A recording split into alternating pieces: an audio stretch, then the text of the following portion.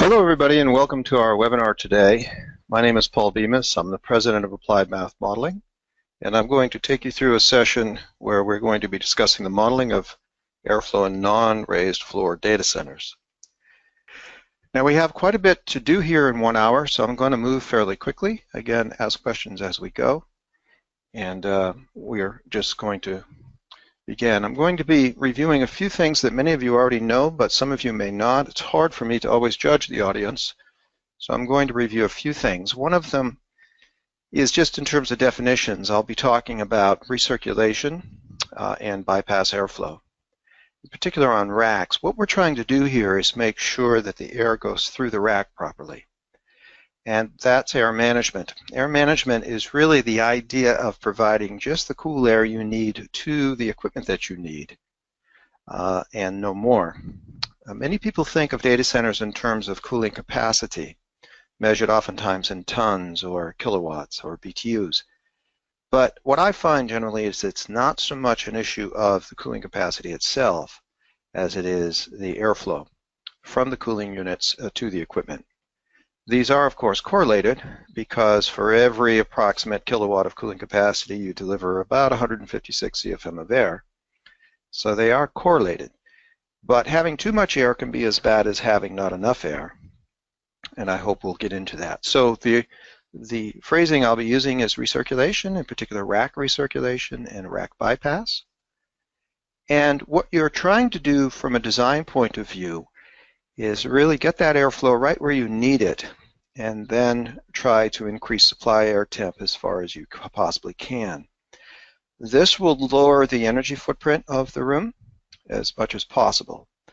There is an optimal point at which any data center will run, and that optimal point is where the air supply from the cooling units to the equipment is as low as possible, preferably equal to that of the rack demand, and that the air supply temperature is as high as you can possibly get it, preferably right at the bottom of the ASHRAE specification, or right actually near the top of the ASHRAE specification of around 80 degrees.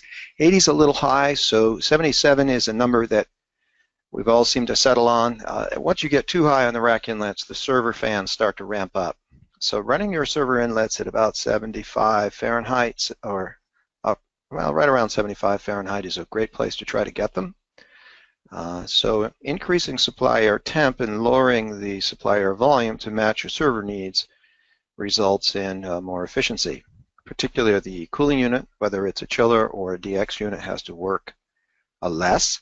The servers are healthy and doing fine. And if you have any economizers, the window of opportunity, or the window that they're open, the time they're open, increases greatly. So just a quick review. Most of you know PUE at this point. PUE is total facility power over IT power. And total facility power includes all of the stuff that was required to drive the data center and the IT equipment.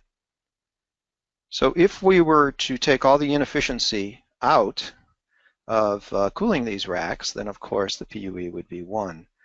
But you can't. You need to be able to put cool air in the room as well. The distribution of electricity is not perfect. But the dominant characteristics of all of this stuff on the left is really the cooling system, particularly as these other things get more efficient, which they have become more efficient. Certainly UPSs are more efficient than PDUs and transformers.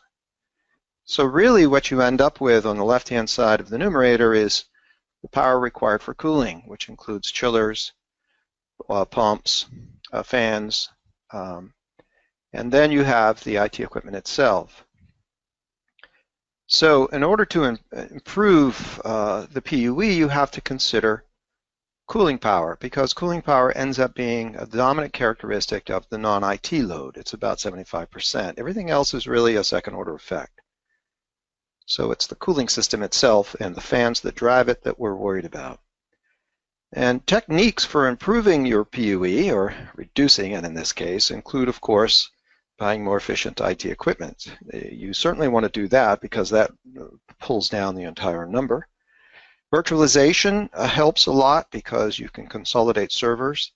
And we've seen an awful lot of this kind of work being done in data centers, and it is why the slope of the power consumption curve for data centers has flattened slightly compared to where it was a few years ago.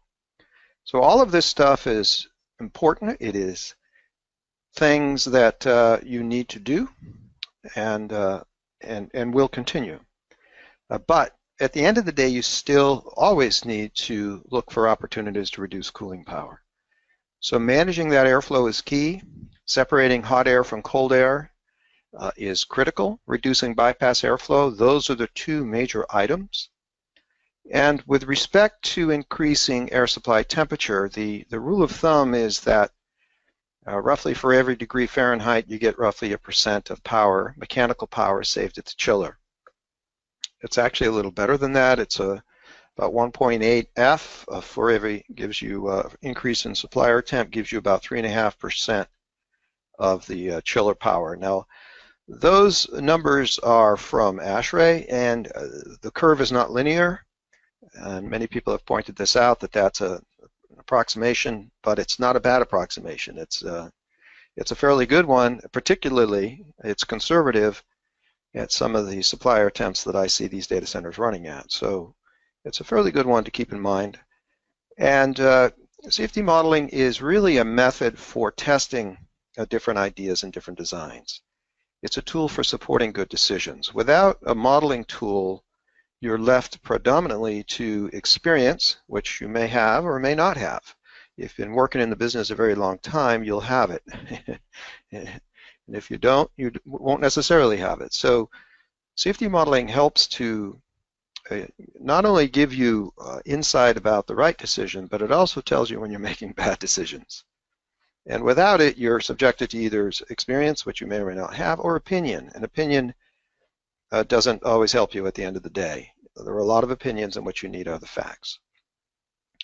So today we're going to review a number of data centers. We're going to take a look at 6 different designs. Non-raised is an idea that's become popular. We did raised floor data centers a couple of months ago. This is a non-raised floor kind of approach. And this is an old idea. It started off in the telecom business. But more recently with Inrow designs and downflow designs and duct designs, and then of course what we call fan wall or supply wall designs, and also rear door heat exchangers. We'll take a look at all of these. And I'm going to show this to you using modeling techniques. So let's first jump right into the upflow design. So I have some illustrations here. I didn't do this for all of them, but I thought it would be helpful for the upflow because it's a little uncharacteristic. So what you have is cool air coming out of the top of a cooling unit. The warm air is going into the bottom. Liebert did this early on. They built these. I think they put them in telecom facilities, and I think simply what they did is took one of their downflow units, reversed the fan, put a hole in the front, and called it a day. I don't think there was a tremendous amount of thought given to this because the air was all being mixed at uniform temperature anyway. But right away, this thermodynamically feels upside down to us because you've got cold air being driven into the ceiling where all the hot air is. Now, if you're trying to mix everything, that's great news. But if you're not, if you're trying to separate hot and cold, that's a problem. So what happens is the air gets mixed at the top of the room, and then it suddenly comes around. So therefore, the IT equipment itself is breathing in air that's been mixed. It's discharging hot air, you know, if you're lucky, delta T of 20. Goes into the room and then just recirculates back on itself around in a circle, goes up to the top of the room, mixes, and then you get return air that is not really hot, not hot enough. And so your delta T's on these kind of designs generally are poor. The cooling units have to work very, very hard, and the only way to fix it is to try to somehow separate these two from one another, the hot and the cold from one another. So to help illustrate that, I'll take a look at a design that I have here, and I've basically already said most of these things, so we're going to take a look. I have different designs here that we're going to look at. So the first one we're going to look at is this design that is an upflow example. So I'm going to bring up CoolSim now. Some of these designs are not mine. I didn't design all of these myself. They come from different sources. different places. When we do support, we get to see an awful lot of designs. This is a fairly typical design, upflow. You see the upflow is in the wall there, so they're pulling the air into the wall and into the return and then up and going into the ceiling. Here's the ceiling up here, and the air is being dropped down through the ceiling vents. And that's how that system operates. And then the hot air, as you can see, the arrows on the top of the rack show the hot air. There's a hot aisle right here, and the hot air it exhausts. So from a cold point of view, it looks pretty good. The cold would come up through the ceiling and across and then down through the supply vents.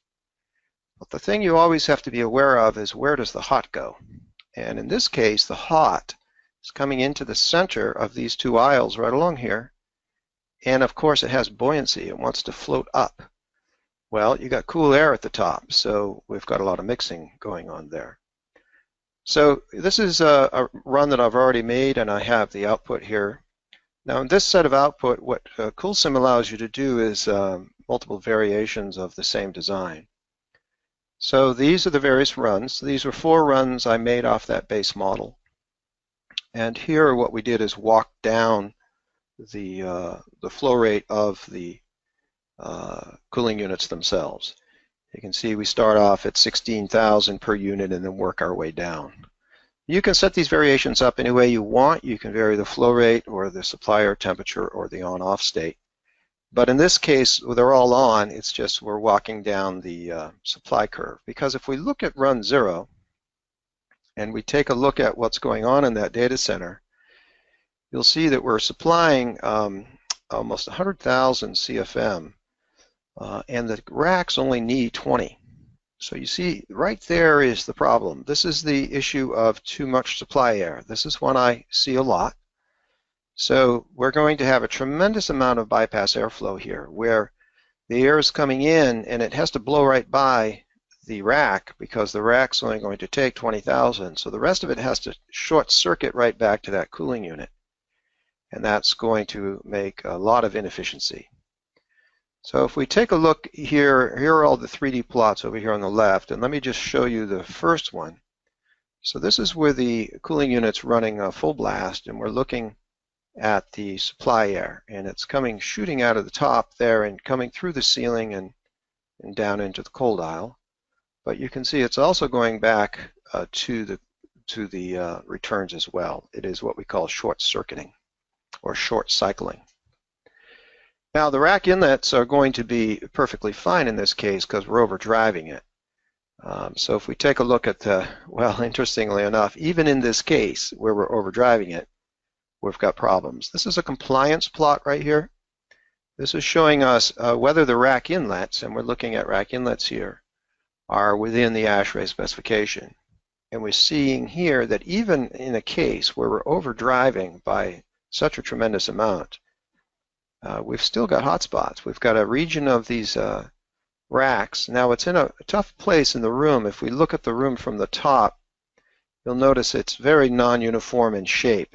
It's tough to get air to go in over there, and that's part of our problem. But let's take a look at the return path lines and see what's going on with the hot air, because this tells us an awful lot. So here are the return path lines. And let's go to that same region and you'll see what's going on there. You see the air is struggling to get back to those returns. The returns are over here on the wall. They're in red. Those are hot. And you see the air is coming up.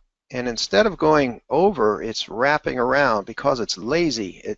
Air is quite lazy. It's going to wrap right around to the front. And this is the same region we were seeing those hot spots before.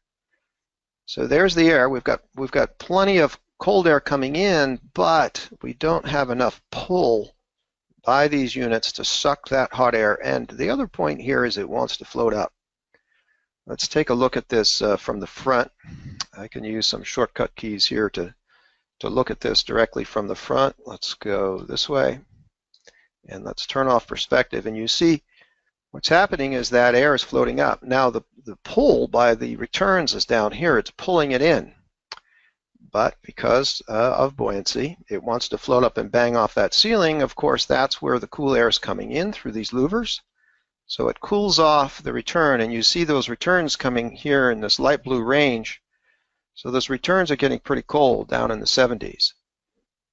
In fact, if we look at our CRAC performance report, we'll no doubt see that those numbers are really pretty poor in terms of delta T's. You'd like to see a 20-degree delta T. We have set the supply air temp for 75, and so would like to see a 95-degree temperature on those returns, and we're not getting it. Now, as we begin to reduce, let's go to run 3 here and take a look. Now, in the case of run 3, we're probably much closer. Well, we're 21,000 CFM on demand of 20. So from a bypass airflow point of view, that's much closer to where we want to be. But watch what happens to rack inlets when we do that. They're all red. So now we're out of zone. We're completely out of range. And in fact, to find out how far out we are, we can look at full range. And the full range is saying that in that same area of the case where it's worst case, we've got 123 degrees temperature on those rack inlets. So we've got a complete failure occurring over in this region again. So non-uniform distribution of air is the culprit here. Now, if we were to change that, if we were to do containment, things get better. So in this second set, I'm just going to be showing results here. And in the second set, what I'm going to be showing you is the same runs, but now we are, this does pop up on my other display. So here's the same set of runs, but now we've contained it. So let's go back and take a look.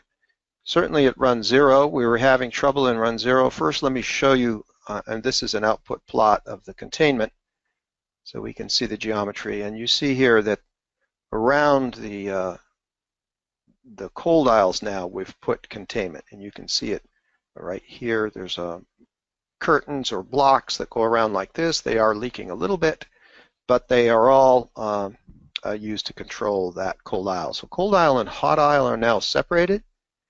And let's take a look at our rack inlet temps. And you can see now they're in compliance. This was the first one, same case we looked at before. They were hot over here, if you remember correctly. Now the question becomes, how far down can you walk that before you run into trouble? This is run 3 again. If you remember in the summary, run 3, we were running at 3,500. So if you're trying to determine how low you can run the supply air flow rate, you can walk them down like this using this method we have in CoolSim of submitting multiple jobs. And let's just go take a look at run 3 again and see if we made it. No, even now run 3 is struggling. So you can see that in not all cases is it possible to get your supply air down to exactly what your racks need because of poor distribution. Now it's likely that you could steal a little from these 2 and move it up to this 1, and you could use pressure monitors and pressure sensors to drive VFDs, if these are VFDs, if you have the option for VFDs, which not all cooling units support. But let's see where this one starts to break down. Let's go to run 2 and take a look at run 2. And again, we're looking at rack inlet temp. That's pretty good. And so it really goes down to run 1. Let's see what run 1 is in terms of supply flow rate. 60,000. You see I'm still over by a factor of 3 right there. But I'm likely to get good rack inlet temps, and I do. And let's go look at the airflow there now and see what's going on there. So from racks, I always am interested in return air. That's kind of where I go first. And you can see that we're still pretty hot out of the back. The issue in this room is that this return is so far away from these racks, and these racks are running fairly hot in terms of load. You can tell by the return air temp being high, and they're struggling to get back there. And containment is not perfect, so there's probably still a little bit leaking over the top of these as you turn down the returns. So this CRAC unit would have to go up, and these would have to go down. In other words, the control system, if you could put VFDs on this design, you would have to bias it so that a lot of the air up here is higher in terms of volume and lower down there. So this is a classical upflow kind of problem. It is because the returns are down low. I have seen different approaches to this. I've seen people put snorkels on these and go up and pull the hot air. I've seen people put ducts and use ductwork as a way to try to correct that problem. But fundamentally, the cooling unit's upside down. I don't know why they did it, but there's a lot of them out there. So that's one you'll encounter, upflow. So can you reverse the airflow direction? Can you put snorkels on the intakes to pull the air from the ceiling? Can you use containment? Will it work? These are all things you can experiment with using a tool like CoolSim. All right, so let's shift to Inrow. Inrow is another sort of important one that people use a lot. They like to take a look at Inrow. And Inrow cooling has a lot going for it. It is scalable in terms of size, so you can scale it to meet your cooling needs. It does take up white space, and some people struggle with that because it's on the floor with the IT equipment. And so all of the issues associated with cooling, whether it's chilled water going to this device or some sort of gas going to this device, needs to be considered. And one of the other issues with Inrow is that it shoots the air straight across the room, of course. It does not direct it into the racks themselves. So this is a rack right here. We've got 5. Airflow is from front here to back. This is the cooling unit blowing out cold air, and the cold air goes shooting out across the room. And so the racks themselves don't feel as much as they would if it were lined up the other way where this outlet fed this inlet. And so what the racks tend to do is they'll recirculate because they're not feeling the effect of the air coming from the cooling unit. This is the hot side, so this is supposed to be drawing straight into that device. But it's not, it's going over the top. And again, the reason is that air is lazy and it doesn't feel the suction.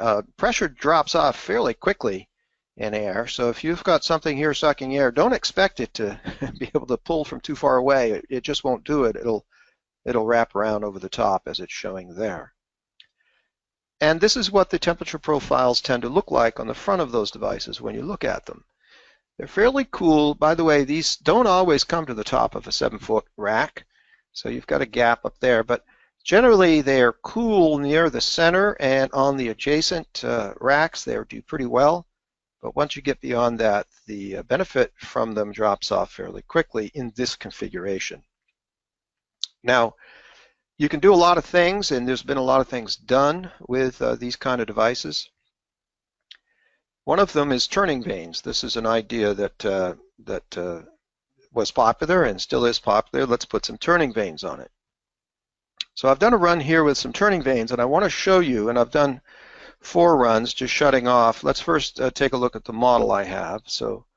And I'm showing you just output here. So this is the model I built, a simple one. You see I've got 3 units in row there, and on the back side I've put turning vanes. And all these are, from a CoolSim point of view, for those of you who are CoolSim users, these are just angled baffles. I've got them angled at about 35 degrees, I believe, which is what they angle them at. So you can take a baffle and put it in there and angle it and then clone it. So once I made 4, I just cloned the 4 and replicated them across the 3 devices. I changed the ones here to go the other direction because you can change them to louver them in either direction. But it's tough because you're still shooting the air away from the devices. Let's take a look at Pathlines. I like to see where my air is going first. So let's take a look at Pathlines from those cooling units and see where the air is going. This is an animation sequence. I'm showing you the 2 end units, and you see they shoot away. They shoot away from the device itself. I also have that as a 3D still. It might help to take a look at that using this method. So these are return air. This is return air right here from the racks, and you see it just goes right over the top. This air should be going out and coming straight into the intake of the cooling units, but it's not. Some of it is wrapping back around. So again, what you really want is this kind of behavior right here. You see where the air comes out of these racks and goes right into the device itself, like this one. But air has momentum. It doesn't move easy. You have to work to get it to move, and often what you'll find is that this occurs. This is called CRAC recirculation. Back to our earlier discussion, air comes over the top of this. So this is a typical issue you run into no matter what you do. And putting louvers on it, so let's take a look at Pathlines from CRACs, doesn't really help that much. We'll take a shot from the top and turn off perspective, and you see what's going on there.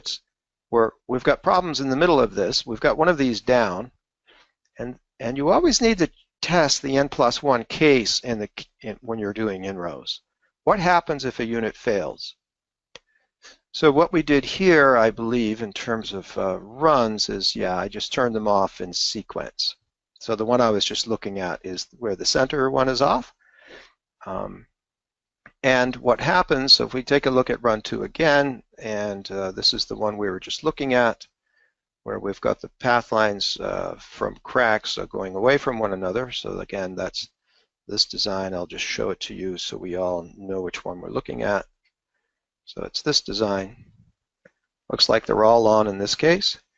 And what you find out is you have discontinuity on inlet temperatures because of those louvers. So let's take a look at the louvers. And we'll see in the full range case, this is what the temperature profiles tend to look like.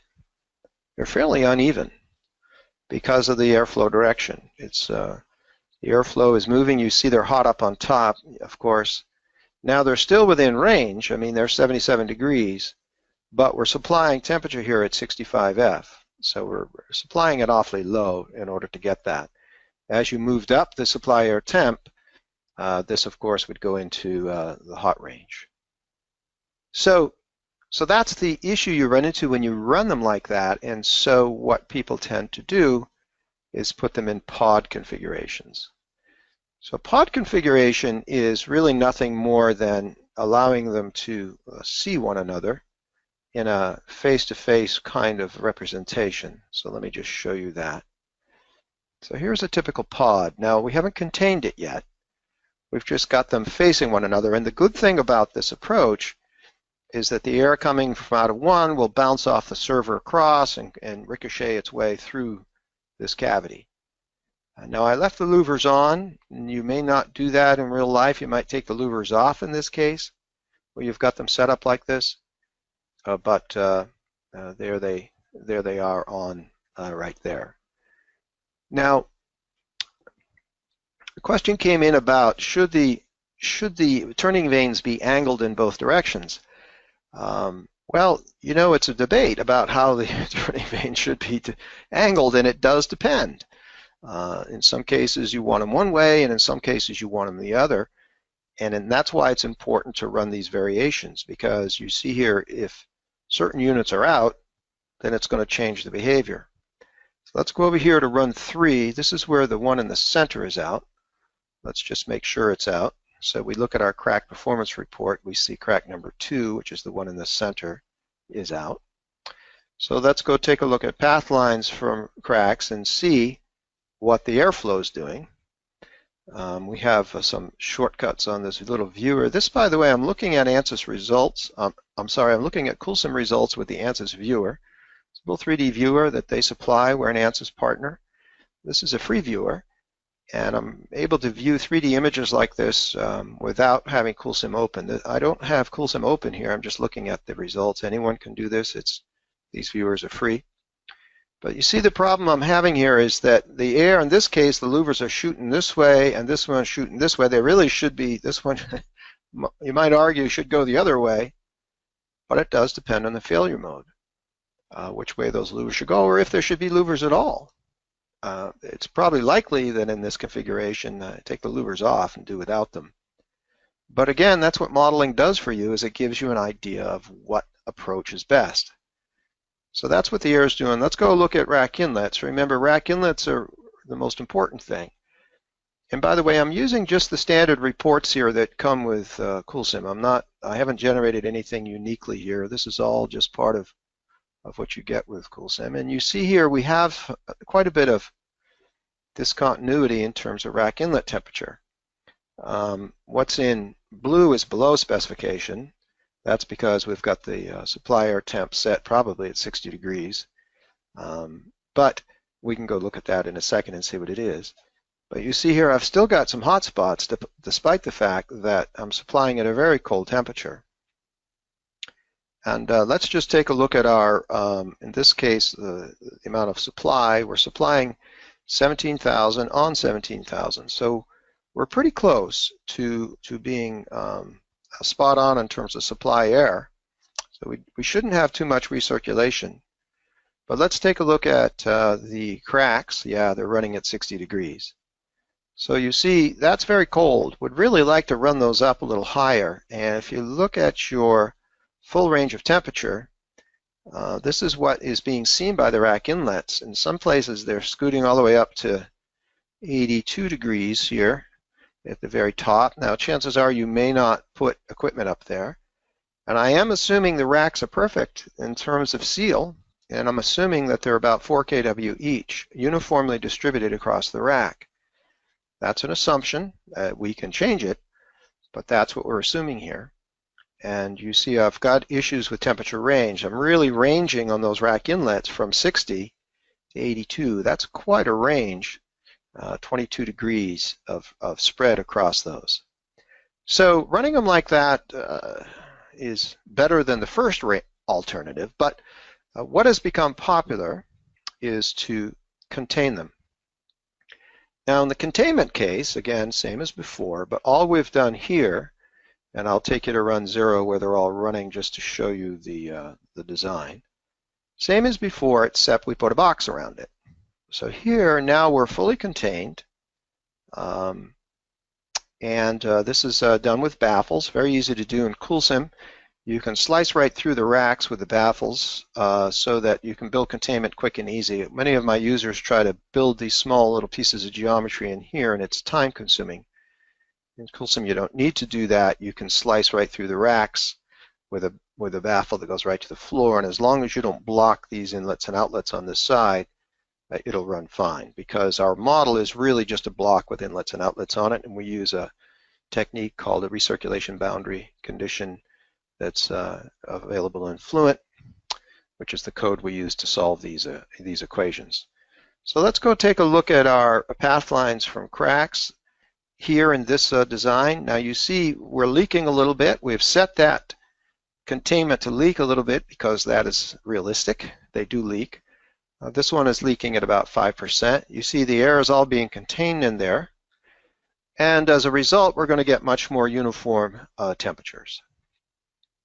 So let's take a look at our temperatures, and you see not perfect, and too cold, but there is still some discontinuity. This is not unusual, even in contained environments like this, and particularly if we go over to run 3, I think we've got, let's see if on our CRAC we have CRAC number 2 down in this run. So let's go take a look at the full range of temperature as it yes, you see here that we have some variation. Now it's not big variation. We're down now to 8-degree variation across with one of these down. But this unit is off over here, and so it's starving for air. So even in a pod configuration where you're matching inlet and outlet supply or demand versus requirement, let's again take a look at our supply is 17,000, our demand is 1703. We've got 1 unit down. So this is an N+1 design.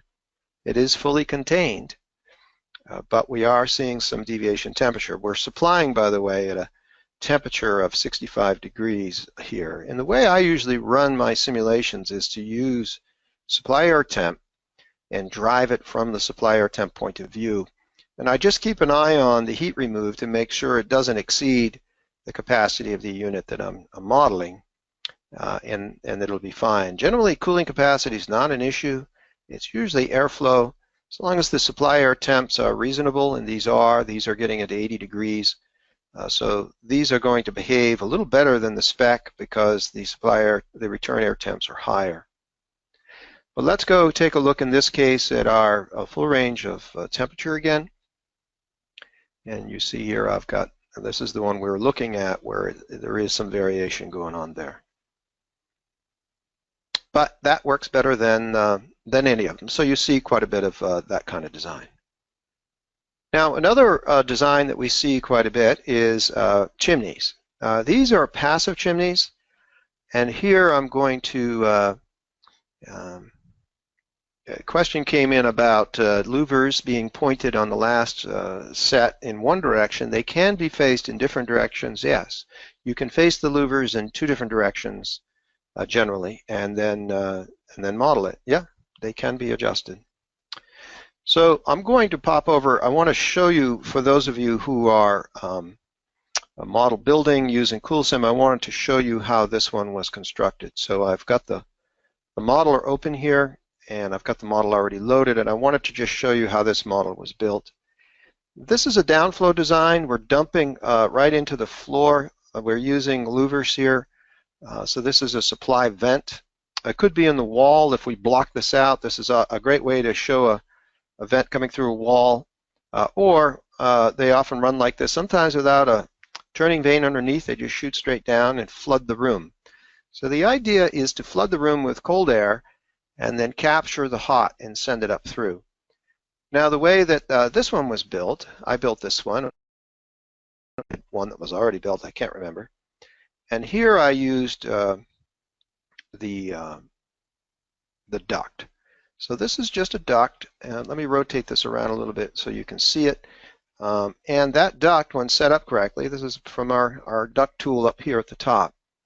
And you can just put it right through the top of a block like that and let it sit in there. So now if I make my block transparent or semi-solid, you can see that that does come down, and let me turn off letters. You can see that that does come down into the rack just a little bit, and I have a diffuser at the bottom. It's important to remember to put a diffuser on the end of the fluid block because it's required in order to get the fluid out. But the nice thing about the Duct Designer is that you don't have to put a diffuser on the top when you're going to a ceiling like this. We have something called Smart Length. You just lay the block in there or the fluid block in there and you hit Smart Length and it just pops it up and connects it to the ceiling. So there's my passive. And we can also model the rack with servers individually. I did them individually here, and you can do this. The rack has a U counter. You can do it in inches as well, but I set these for so many U's and then just replicated them. You can turn airflow side to side this way as well. So I put more detail into this rack than the standard block with an inlet outlet on the front. This also has a rail. So right here in gray, you see it's a rack rail. That again is a baffle, and we've got the airflow set on that for a certain leakage. So this is a way to model, in this case 5%. So we can model rack rail leakage using this method, and it's quite realistic. Now the other thing about a model like this is the ceiling in CoolSim assumes a perfect medium. There is no leakage in the ceiling in CoolSim. You have to apply the leakage. So here I've put a ceiling grill in place to put some leakage in there. You can make this as large as you want. I assumed it was 20% open because I wanted to show you that these things can build quite a bit of head pressure up down low in these racks, which is often quite characteristic of the kind of problems you run into in these designs. Oftentimes in passive chimneys, what happens is there's pressure built up down low, and it has a heck of a time getting up out of here because the pressure drop in the ceiling between the cooling unit and these chimneys drops off quickly, particularly if the ceiling is porous or leaky or not well engineered. And the problem with that, of course, is that you don't get the pull that you're trying to get out of the system, out of the cooling units to pull that air, and as a result, you run into issues. So in this case, I made it leak for a particular reason, and let's take a look at the output. I did two variations here, one with a cooling unit off. Let's take the one with the cooling unit off. Let's first take a look at the airflow comparison. I always do this first. I don't have enough. This is very telling right there. I'm in trouble. So not a great example from a balance point of view. In this case, we call this RTI, is the ratio of these two numbers, and it would be greater than 100%, which means in a failure mode case where I've got one cooling unit off, I don't have enough airflow to satisfy the needs. So let's go back to run 0. We'll go back here and take a look at it under this case with everything on. And I've got 84 on a need of 70. So I've got a little extra. And let's take a look at that output. So first, I wanted to show you pathlines of returns, because that's generally where you run into trouble, is on returns. So let's take a look. You see those cooling units pulling that air in, and the air coming out of those racks. But I believe you also begin to see some leakage in those racks as well. Now in this little viewer, this little 3D viewer, it comes with an editor where we can open up and take a look at some of the interior. I'm going to turn off a couple surfaces here so that we can see what's going on. I think that'll do it. And you see characteristically what's happening here is that those servers at the bottom are struggling to get their air out. Notice how they're running hotter and they're beginning to wrap on the front ends. You see how it's leaking through those rails just a little bit? Now this is in the case where I've got enough airflow. I've got more than enough airflow. But because the pressure in the ceiling isn't low enough to pull, there's a static column of air here that's holding or is heavy, and it's causing these servers to move their air to the front, and they're leaking around the rack rails. This is not uncharacteristic. We've seen this in the real world where this happens. Passive chimneys, by design, require the ceilings to be well engineered and there to be no leakage between the cooling unit attached to the ceiling and where everything else is attached to the ceiling, or pressure will drop off quickly. Now, I have artificially done that by putting leakage in the ceiling. It's difficult to know exactly how much leakage is required for proper modeling because no one's ever done any measurements on any of this equipment to know what is leaking. But it's not unusual for these to leak quite a bit, 10 or 15%. I've worked with companies who build active chimneys, and they've done some tests on these things that suggest the ceilings drop off quite quickly in terms of their ability to seal airflow. So as a result, what you're going to see here is an uneven distribution of temperature on the rack inlets, even in this case. So I'm looking at full rack inlet temp here, and you see that it's getting up to 80. This is a very characteristic look, by the way, where you're a little hotter down at the bottom on these designs because the air can't get up and out. A little warmer at the top. Not an unusual look in terms of rack inlet temps. That's a full range of temps. Let's see if it's conforming to specification. I think it probably will, with some exceptions. We're driving it at, it looks like we're driving it at a very low supply air temp. Let's go take a look at that and just look at the CRAC performance report and see what we're driving that at. And we'll find that we're driving it at 60 degrees. So we're having to use very cold air to make up for the fact that we don't have good airflow in that room. We don't have good separation. And if you go back and take a look at this full range one more time, you can imagine that as soon as I start driving up my supply air temp beyond 60 degrees, I'm going to have trouble. I'm already seeing temperatures spiking up near 80, so I'm going to go out of range very quickly on that design. So if you're designing with passive chimneys, be sensitive. Or if you're thinking about deploying passive chimneys, sealing these racks is extremely important. Rack rail leakage is extremely important. Gaps under the floor is extremely, you have to be quite careful. You want a sealed cavity in that rack. And so just beware. So that's the effect of a non-raised passive chimney. And I made a couple images that you can see here of that effect. And in this case, you can see some red. It's falling out of range. This particular design had a sideways server. That one is a communication server sitting sideways. And so that's screwing up the airflow in that cabinet even more than it already is. Now another design is active. This is an active design. This was popularized a number of years ago by a small company. What they do is they put a chimney in, but they put a fan on the top of the chimney. Now, I think I have a model of this as well, just to show you. I wanted to show you how this was done.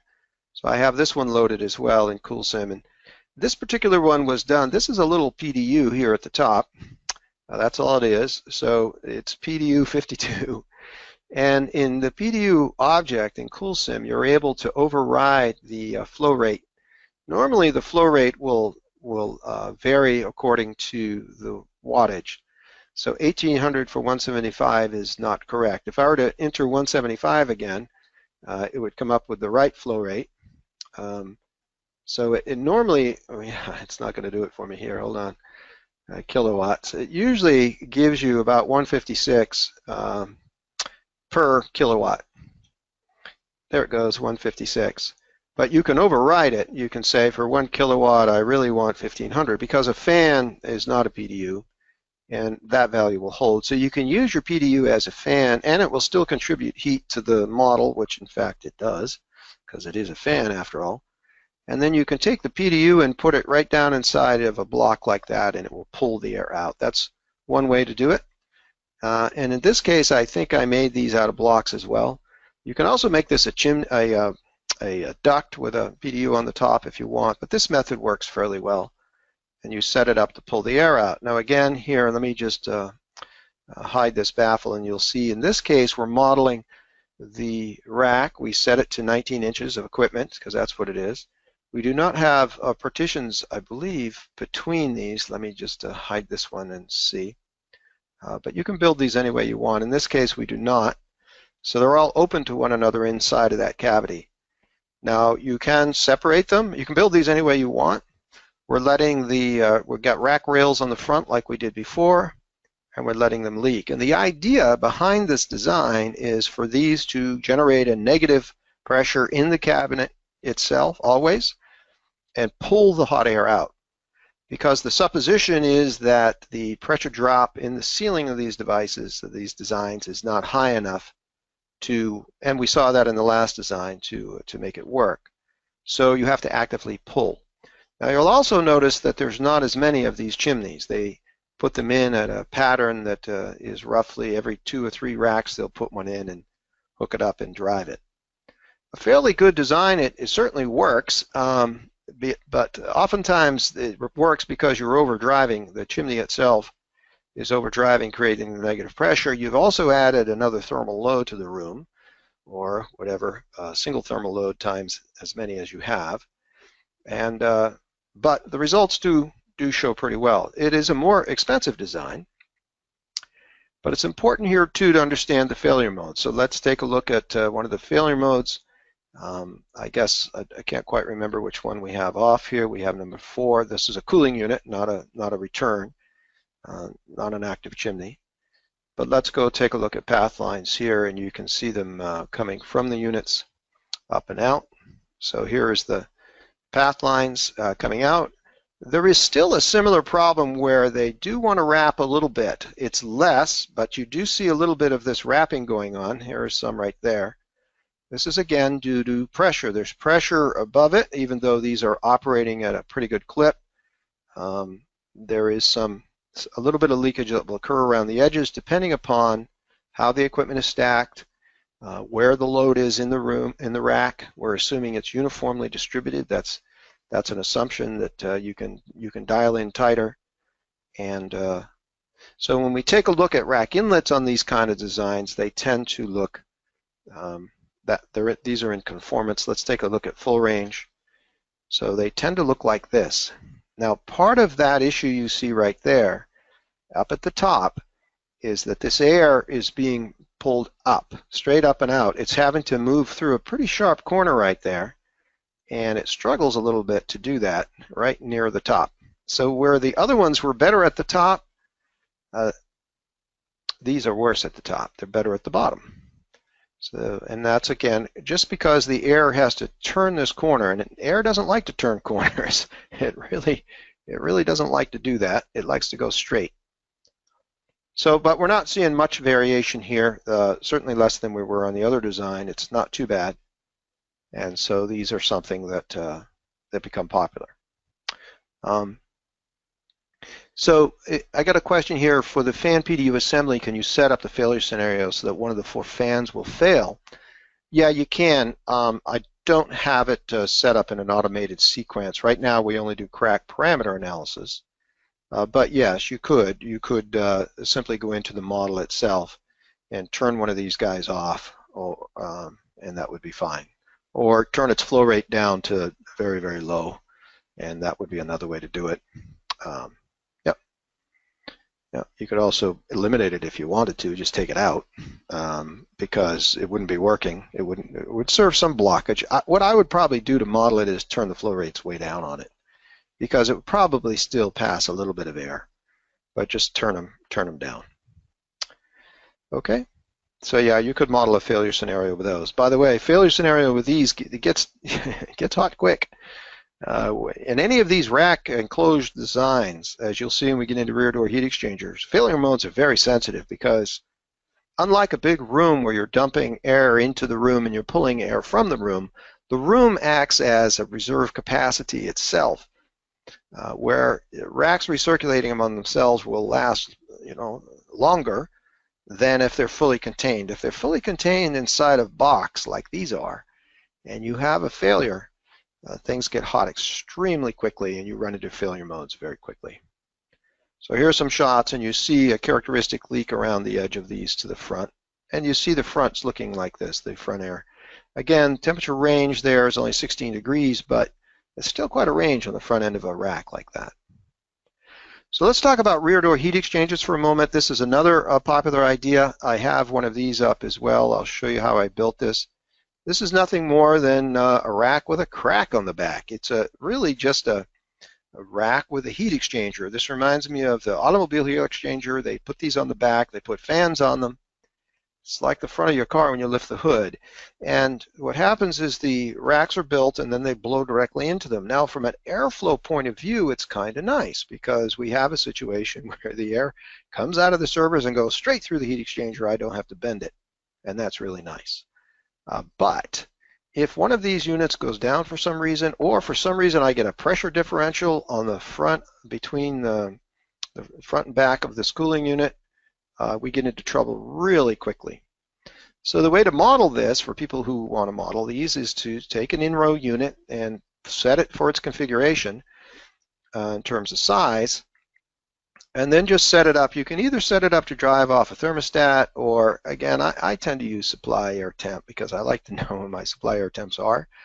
So I've got this one set at 60 degrees supply air temp, and a flow rate.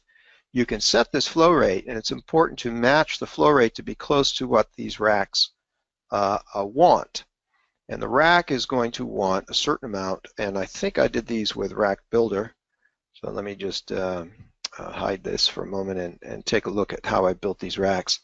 I think this was done with our Rack Builder tool, where you can get into the rack itself and actually define what the loads are. So this is what Rack Builder looks like in CoolSim, and you see I defined those units specifically, and I got blanking panels in the other area. I can also put gaps in here. If I wanted to put a gap in place, we could do that. And you see this thing's producing 11 kW. That's quite a bit of heat. So it's going to want 1700 CFM, and I've got this little guy set right here at 1695, just about 700 CFM. So the flow rate of this cooling unit has to be nearly equivalent. And these work fairly well. I mean, you're going to see in the output, let me pick one where we've got a failure. So let's take a look at run 1, and let's take a look at Pathlines for a moment. Pathlines in this case from PDUs, because we racks and PDUs. I want to see the air coming out, and I want to show you what happens. So here, let me flip this thing around, put it in top view, take off perspective, and let me just hide these blocks so that you can see a little more clearly what's going on in there, and you see what's happening. If this unit fails, you're going to get recirculation. It becomes effectively a block. It does leak a little, but not much, and you get recirculation on the front. You run into failure mode almost immediately when these things go down. Otherwise, they're dumping into the room approximately 70-degree air temperature. That's what they're designed to do. They're designed to give you effectively room temperature on inlet and outlet. They're supposed to be a zero net gain device. You can see that one's wrapping really hard. So if we take a look at rack inlet temps here, it's going to be awful. You know, that one's going to be red. But it also contaminates the others as well, because you know, it does leak some out, and the others do get contaminated as well. Generally, these are put in rooms where there's another cooling unit in place to handle any residual. In practice, we find they're not perfect. They don't quite deliver room temperature on the back side because they're not uniform. In other words, the heat distribution across them is not necessarily uniform. By the way, the heat coming out of the rack is not uniform either. There is a control system on them as well, and getting the control system to work correctly can be somewhat challenging. But that's how rear door heat exchangers work. There's good news and bad news. The good news is they work really well when they work, and the bad news is here's the airflow, of course, just going around in a big circle. But when they fail, you have almost immediate equipment failure from it. Yep. Okay, so we're getting close here. I wanted to just do a couple more. So there's your failure mode. I made a picture of it. That's what your rack inlets often look like when you've got leakage on the rails. Extremely important to have these machines, these racks sealed perfectly. Rack rails, gaps at bottom, gaps at top. You're trying to force all the air through that rear door heat exchanger. And even though it has fans on it, you really don't want any leakage. Now, let me take a look at this one. This is overhead AHUs. These are like Munter's overhead units that you'll see, and I'm going to bring up the model here just to show you how we built this. This was an adaptation of a customer model, and you see here there are the racks. They're using hot aisle containment. They're pulling the hot up through the ceiling into units that sit on the roof. We're using the ducting tool to create the ductwork and attaching it to all these CRAC units. One of the nice things about CoolSim is the clone feature. So you build one section of this, and then you can use this little clone tool and just replicate it, and the whole thing lays out beautifully. So it saves a tremendous amount of time. So this is, let's flood the room with cold air. Let's contain the hot and pull it out. This design works fairly well. Again, you're subject to leakage. Watch out for leakage in the contained area. Watch out for leakage in your rack. The airflow coming into the room, even though you think it's going to be fairly uniform, does in fact change depending on the on-off state of the CRAC units due to momentum. So it's important to study them and understand it. So let's take a look at run 1. Do we have enough air? I'm doing this to show you how I do it. Do we have enough air? Yes, we do. So it is an N+1 design because we've got one down. We need 458. We've got 464. So let's go take a look at Pathlines. That tells us an awful lot about what's going on in the design. So let's take a look at Pathlines coming from the ducts and diffusers. Let's see what that looks like. So here's Pathlines coming from the ducts, and you can see that it's not uniform. It comes out at angles. You see how it comes out at an angle. This is due to momentum. So as the air gets pressurized in the plenums, it'll come out at different rates and in different orientations out of the diffusers. We do have a couple plots of that. Let me show you the flow rate on ducts and diffusers. These are flow rate plots. These will give you the flow rate, total flow rate as a function of color. So let me just turn this around so we can have a good look at it. Let me turn off some things here so that we can see a little bit better. And here I'm going to turn off the room. I'm going to turn off the ducts themselves. There's the duct system right there. And now we can see pretty clearly. Now the red is the return, so that's just all coming back up in. But these are the supplies, and look at the variation. We're down at 747 CFM there, and we range upwards of, let's say, dark blue, going up into, this is our highest range here. We're up at 33,000, so that's a factor of 5. And this will happen. You'll get different variations based on the on-off modes out of those diffusers. And you really the only choices you have are to first understand it so that you know what you're up against from the beginning. You can also balance the room with a balancer, of course, but it depends on the on-off state. If the on-off state is different than what they did for test and balance, then it's going to be off for the design. Now in this case, I think the rack inlets are okay. Let's go back and take a look at rack inlets and see how this design is doing overall. So yes, I think we're in pretty good shape on this design. So these designs do work fairly well. There is some assumption, by the way, a little bit of red there, but not too much. There is assumptions that these racks have been sealed properly, that the containment is done correctly, and there's no leakage. If you want to put leakage in, you can, and model the effective leakage. You can even move the racks up off the floor. You can put rack rails in if you want. You can also put gaps in those racks if you want to model the effect of leakage. But first pass, we do it this way, and then typically we dial up the level of fidelity as required. Let's take a look at the full range there of color. So here's the full range. We're seeing a spread across the spectrum of 10, 13 degrees roughly. And you see where it is, of course. It's always on edges. Those edges are sealed. It often has to do with the way the air is distributed in the room. So it's important to take a look at the full range of temperature on those inlets as well. So this has become a popular design. These are generally Munters units, they're called. That's the manufacturer. And they sit up on the roof. So modeling overhead roof designs like this has become a popular method. So there they are sitting up there. They're really just inlet out devices. They do use a couple more inlets and outlets to allow evaporation. They're evaporative coolers. But at the end of the day, from a design point of view, you simply need to know where the air is coming from, what its volume is, and what its temperature is. You don't need to model the rest of the cooling unit. It's up to the manufacturer, and as long as they live up to their specifications, it should be fine. What you're interested from a design point of view is, what's the maximum supply air temp you want to operate them at? And can your data center handle that, that max temp? We can always go lower in temp, but it costs money to compress or to do work or what have you. So that's, again, the optimization process. So overhead air handlers. Another one that's popular, and we're getting near the top of the hour here, and if any of you have questions, you can certainly ask them at any point. So this is we call this sometimes a fan wall design. I'll show you this one as well. I think I have this one open in CoolSim.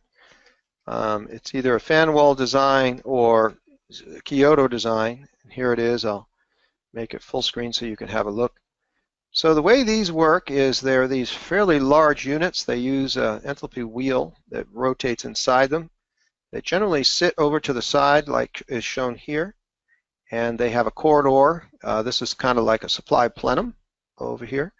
So the room has a ceiling, as you can see right here in the green line, and the hot air goes up into the ceiling, and through these units they exchange heat through an enthalpy wheel, supply air back through the bottom, and they diffuse it through a wall to try to even it, because there is failure mode, of course. Not all these units run all the time, and this one is off in our case right now. You can tell because there's no little arrows, which means those units are shut off. There's usually 8 fans in each one of these. And this is not an unusual configuration, where here we have a hot aisle contained, dumping the heat up into the room. Generally these work well, but I wanted to show you that there is some deviation in supply depending upon, and again, let's make sure we understand which one is off here. Yeah, we've got that one over on the end off. So let's take a look at our airflow. We've got 179 that we're supplying. We need 160. That feels pretty good. It's a little higher. I mean, the perfect would be 159, but getting there is tough. And so that's not too bad. And let's take a look at our supply air temperature, 70 degrees. These generally want to run high because they're trying to use, they're air economizers. They're trying to use outside air for temp. So the specification on this is fairly tight with respect to supply air temp and the delta in supply air temp. So let's go take a look at some Pathlines again. I like these because it gives you a feel for what's going on in the room. So the first one I look at is Pathlines from CRACs, just to make sure everything's working right. And I wanted to draw your attention to the fact that this non-uniform flow that we were seeing is causing discontinuity in airflow in the room. So you can see I have a lot of velocity on the front edge, and it bangs off the edge of that containment right here because it's coming straight at it. These are high volume devices, and I don't have quite as much air over here. So the symmetry of the room with respect to the air handlers in these cases are as important. And you also need to be sensitive to the fact that the velocities going by these front racks can get so high that it causes problems with the rack itself being able to breathe. If the tangential velocity going by these is so high that it creates a negative pressure or low pressure on the front end of that rack, then the delta P across that rack can get high, and the servers will struggle for air and start to really ramp up their fans and can sometimes have issues. So if you see that airflow, we can now then go take a look at the temperature variation, and you'll see a very similar pattern. And I'll look at full range here just to show that. So look at this full range. Now in this design as well, what we did, I believe what I did, I'll have to take a look, is to put the gaps under the racks. I think I've got 2-inch gaps under these racks. I was modeling a physical gap. Yeah, you can see it. If I take a look at it from this perspective, these are just shortcut keys that I've gotten to know, turn off perspective. You can see there that there's a gap underneath those racks.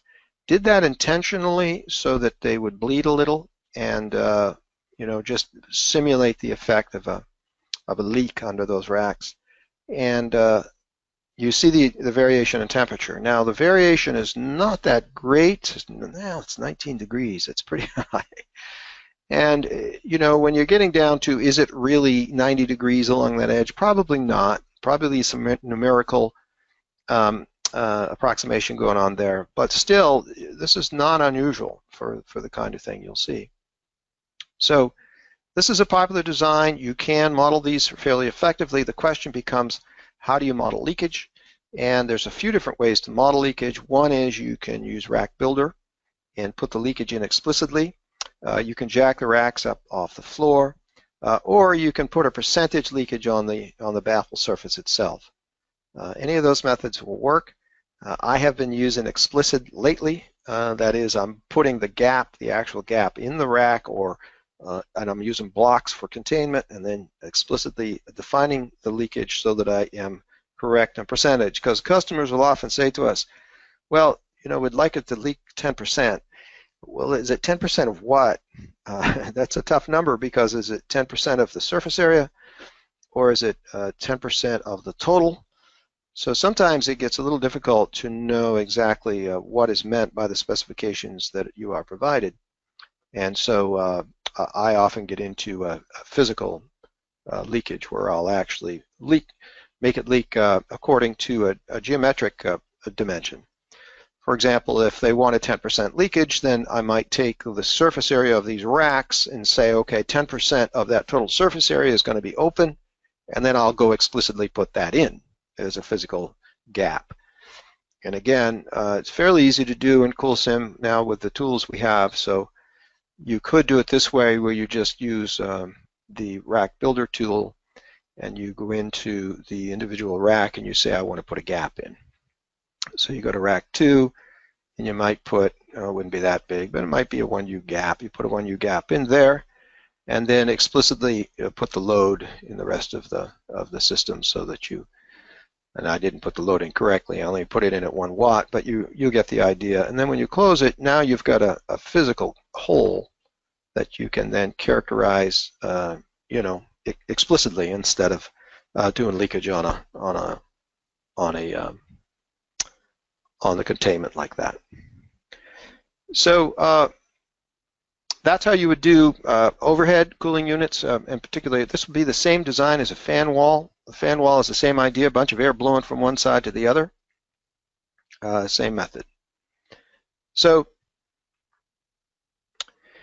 that's cooling units, what we call Kyoto cooling units, and there's some shots that I made there of the air coming out, and the variation on rack inlets can be quite significant. Pressure differential, take a look at pressure plots. Taking a look here, I was just looking at the pressure. We're coming out of this and across the room. That was the area I told you to be concerned about. We're seeing here a pressure of 0.01 against pressure on the other side of just about 0. So we've got a 0.01 pressure drop across the server. Not too bad. They can probably handle a 0.01 drop, but we're getting close. It's if you went up to 0.02, I might be a little more concerned. Although I have been told by the server guys they can handle half an inch of water. Now the question becomes, yeah, you can handle half an inch of pressure drop, but the fans are going to be screaming to do that, so they'll have to be ramped up to full speed, and you've lost your energy efficiency. Remember that the amount of energy required by the fans to put air in the room is exactly equivalent to the amount of energy required by the server itself to pull the air back out. And by the way, fan energy on IT servers is not included in PUE at all. So you can often have a great PUE and still have high energy consumption because the fans are all screaming in the room. Okay, so I think that pretty much it gets us near the end. Key points from today's webinars for designers. Non-raised designs require special attention. Remember that the supply floor in a raised floor data center is the plenum. It's the duct. So you need to be a little bit careful when you're doing non-raised to try to manage that air yourself somehow. So you don't have a floor. You don't have a supply plenum where you can effectively put a hole in it wherever you need it. You have to do that by hand. Hot aisle, cold aisle containment is very sensitive to proper sealing, particularly if you've got a cooling unit in the device itself, like a rear door heat exchanger. So be careful of rack sealing. This is in terms of when you're specifying to the customer implementation, you need to really make sure they understand it, because rack leakage is done or affected by the installer, and the installer is going to change over time, and you know, we are susceptible to making sure that they, well, reliable to make sure they do a good job there as much as we possibly can. Airflow modeling dynamics provides good insight to possible heat operations operationally, and for operators, know where you are, know what your total supply is of air, know what your rack demand is. The rule of thumb is about 156 CFM per kW is a good number to keep in mind. You know, of course, how much your IT equipment is pulling because you go to your PDUs and just sum it up and find out what the total load in your room is. Multiply by 156. That should be what you're giving it, or a little more. And you can read usually off the CRAC units themselves how much they're delivering. Sometimes it says it's a percentage of full, but you know the specification for full, so you can use the percentage to determine what your airflow supply is. And that's an important one to know. Understand your failure mode conditions. If you lose a cooling unit, know where you are, and understand your max IT load. Using this kind of modeling is a great way to find out where that upper limit is on IT load before you run into trouble, so that when people come to you as a data center operator and say, I want to put more IT load in the room, you can tell them it won't work before you get into a case where if you lose a cooling unit, you're going to have overheat problems. So make sure you understand the various modes. In other words, it's not enough to just understand from a cooling capacity that you've got enough. You need to know from an airflow point of view when a cooling unit is down, what happens, particularly the one that's doing the full load, because oftentimes they're imbalanced where one is handling more of the heat rejection than any of the others. All right, a little over. I apologize for that. If any of you would like a copy of this or any of these models, please send me a note. If you'd like a certificate, a professional development hour certificate, we can supply that as well. If you have ideas for future webinars you'd like me to present, I'm certainly willing to do it. Just let me know. Here's my email address, and I'd like to thank you all for attending today. Have a good day.